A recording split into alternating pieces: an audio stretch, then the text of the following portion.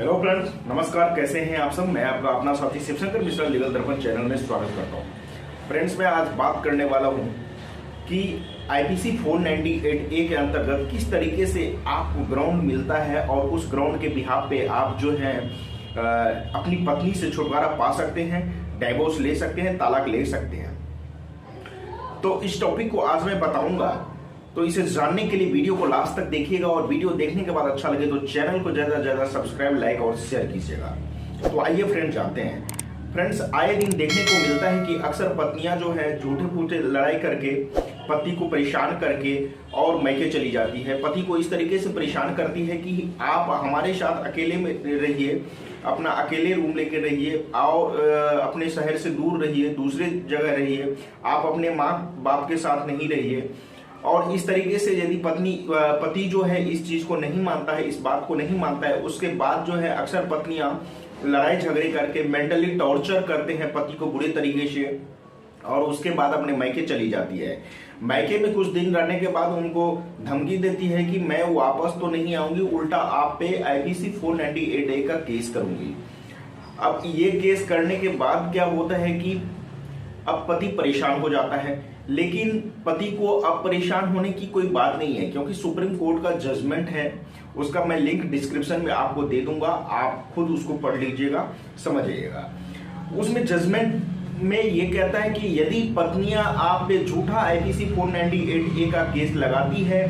और उसके बाद आप कोर्ट जाते हैं तो वहां और जज साहब को यदि लगता है कि ये झूठा आरोप है, झूठा आरोप इसकी पत्नी ने इस पे लगाया है और आप चाहते हैं कि आपकी पत्नी आपके साथ ना रहे, आप भी ये चाहते हैं, आप चाहते हैं कि ये जब झूठा मूठा केस लगाती है, मुझे अपने माँ बाप से अलग करने के लिए कहती है, रहने के लिए कहती है, बोलती अकेले रहो, जो आप कर नहीं सकते,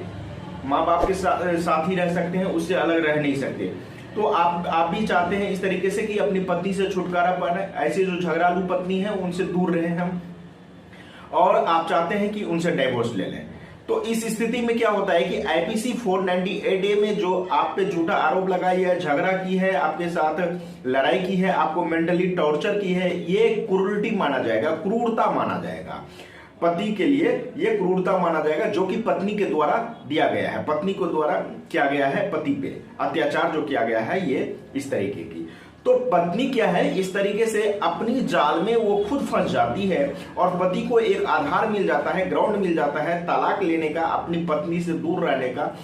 जो आईपीसी 498A के तहत जो पत्नी केस करती है उसमें वो खुद फंसती है और पति को इसका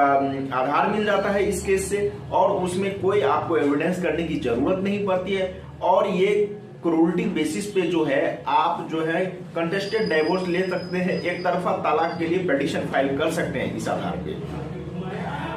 एक तो तलाक होता है कि म्यूचुअल कंसेंट में जाते हैं, एक होता है कि एक तरफा तलाक। तो एक तरफा तलाक आप इस तरीके से ले सकते हैं और इसमें सबसे बड़ी बात है कि पत्नी जो है अपना एलिमनी, मेंटेनेंस वगैरह ये सब क्लेम नहीं कर सकती, यदि क्लेम करती है तो उसको मिलता नहीं है। हाँ, ये बात अलग है कि यदि आपके बच्चे हैं तो बच्चे को आपको जो खर्चा होगा, मेंटेनेंस होगा, एलिमनी होगा, वो बच्चों को देना पड़ेगा, लेकिन आपकी जो पत्नी है उसको नहीं देना पड़ेगा क्योंकि उसने झूठा एफआईआर की थी आप पे 498A आईपीसी का, जो कि साबित हो गया कोर्ट के सामने। और जो ये झूठा है उसी में से आपके फेवर में ग्राउंड निकल के आया है, आधार निकल के आया है क्रूरटी का, क्रूरता का।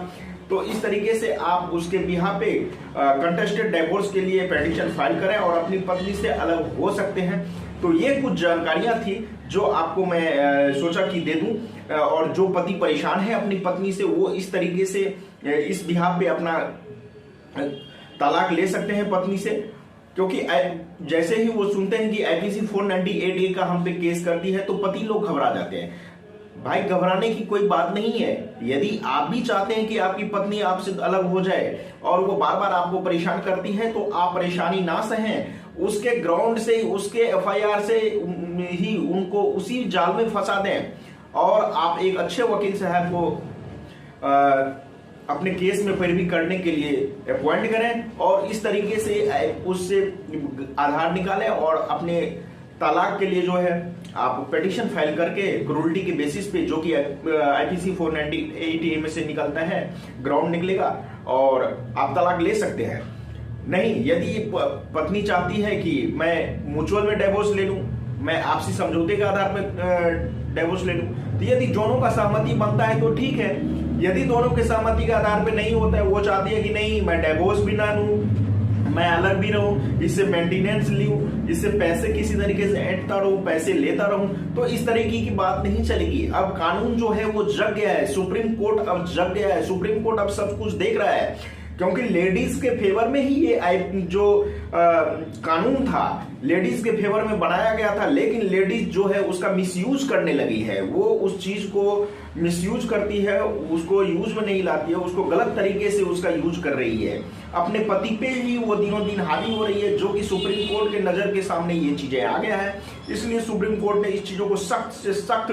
रूप में लिया है और अब पति के लिए जो है कुछ राहत प्रदान किया है, जो कि इस जजमेंट में लिखा हुआ है। आप जजमेंट डिस्क्रिप्शन में मैं दे देता हूं, उसका लिंक, आप उसको पढ़िएगा और पूरे बातों को आप समझ जाइएगा। फिलहाल मैंने आपको एक संक्षिप्त में बताया है कि आप जो है कंटेस्टेड डिवोर्स के लिए आईपीसी 498A का जो पत्नी एफआईआर करेगी उसमें से क्रूरल्टी का आधार निकाल के और उसके बिहाफ पे आप कंटेस्टेड डिवोर्स, एक तरफा तलाक के लिए आप पिटीशन फाइल कर सकते हैं। यदि वो म्यूचुअल कंसेंट में डिवोर्स के लिए, आपसी समझौते के आधार पर डिवोर्स के लिए सहमत नहीं है तो आज तक के लिए फ्रेंड्स इतना ही, फिर मिलेंगे नेक्स्ट वीडियो में, तब तक के लिए धन्यवाद।